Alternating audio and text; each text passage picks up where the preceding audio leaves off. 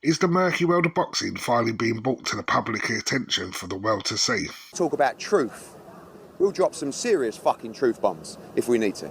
Thank you. Over the last 2 weeks, it's been a wild ride in the world of British boxing, with promoter versus promoter. You and Eddie on stage, there was somewhat of a confrontation. There would be lip readers out there that would be able to tell what was said. Can you tell us what was said? Yeah, he said he was going to knock me out. Promoter versus media.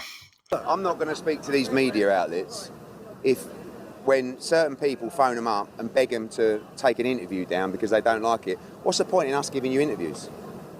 You're wasting our time. AJ versus the floor.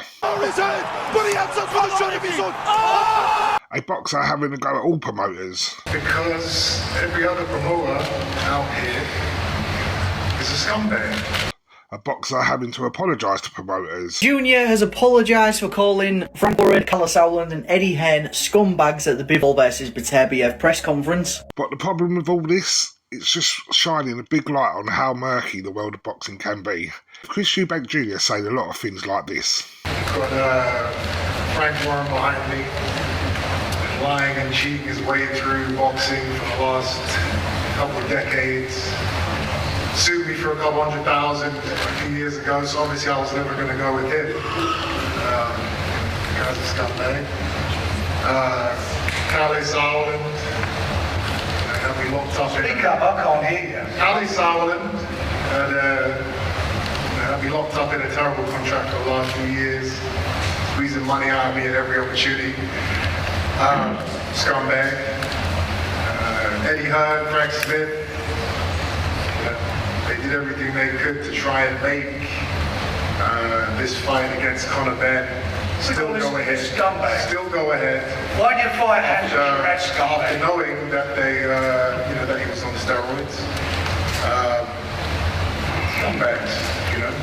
I would say the only promoter that I know for sure isn't a scumbag is His Excellency Turki Alalshikh.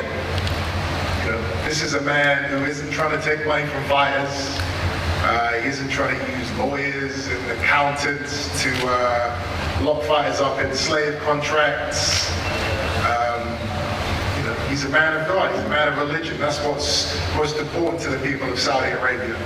He just wants to put the biggest fights on, the best events on, and pay fighters what they're worth. And as a fighter, it's a blessing to be a fighter at this moment in time, because this is the first time we've ever had a promoter like this in the history of boxing. Ben Shalom's a very cool guy too. What Chris Eubank Jr. was saying, apparently, is common knowledge. But is it right for an athlete of the sport to bring it all to public light?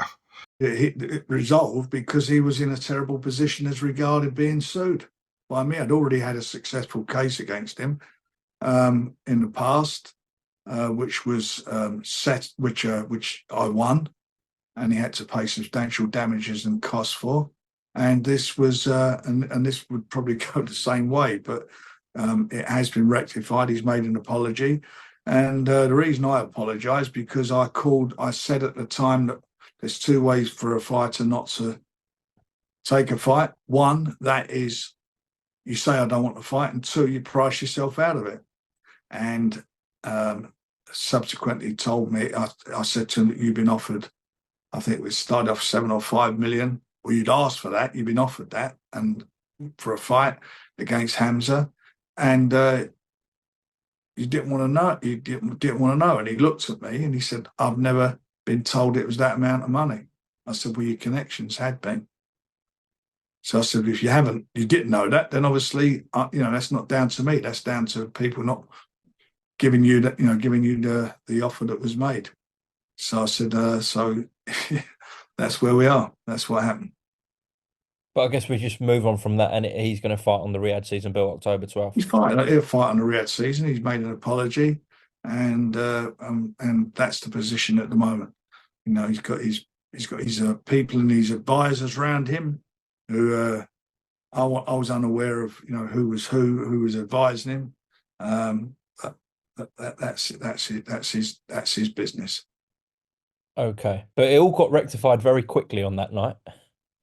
Yeah, there was a lot of words were said. I mean, because I couldn't hear, because where we were sitting on the platform, the speakers are in the front, You so was you behind it. Yeah. don't get it. You know what I mean? So you don't hear it. So I was behind it, but I heard a couple of words, and then I heard because he turned. I don't know how he turned his head or whether, and I heard him make a reference to that one of I think it might have been Cali, and that was it. And then I think Eddie said he's called us this and whatever, but I'd never heard all of it. And I think it may be yourself who told me afterwards what had been said. So I can assure you, I wasn't too shy in telling him to his face and to his people who were with him, what I felt. Lots of things go on behind the doors in boxing, and we've all heard the rumours. But the fact this got shot out there, is it a good look for the sport? And I know it may have not been right what Chris said, but then as promoters then got the right to say this after.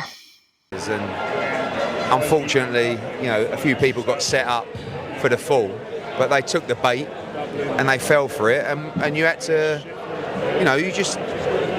I don't really take anything personally in boxing. Like, it's a shit game, it's a shit business, and you have to deal with helmets every now and again, do you know what I mean? So I'm not going to listen to Chris Eubank Jr. People were texting me during the time. There's a lot of history in press conferences you guys don't know about with Eubank and stuff like that. People were telling me to drop the bomb, and I was like, nah. Like, otherwise you get into a back and forth, and it doesn't matter. Like, it's just a set-up line that he's been told to say. So he was wrong in his comments, and he had to apologise, which was very embarrassing, because you come out being kind of like a renegade hero. Look what I said, and then an hour later, I'm so sorry, none of it's true, and I apologise. So, weren't the best for him, but it's like, it got people talking. That's athletes in your world, bringing attention to you and your companies, making you money. Then they're forced to apologise because of defamation of character, but then you go out in the media and start defamating their character. Hypocritical or what? Well, I know as a casual fan it's just great entertainment. But in the long run, will it harm the sport? Let us know your opinion in the comments, and we'll see you in the next one.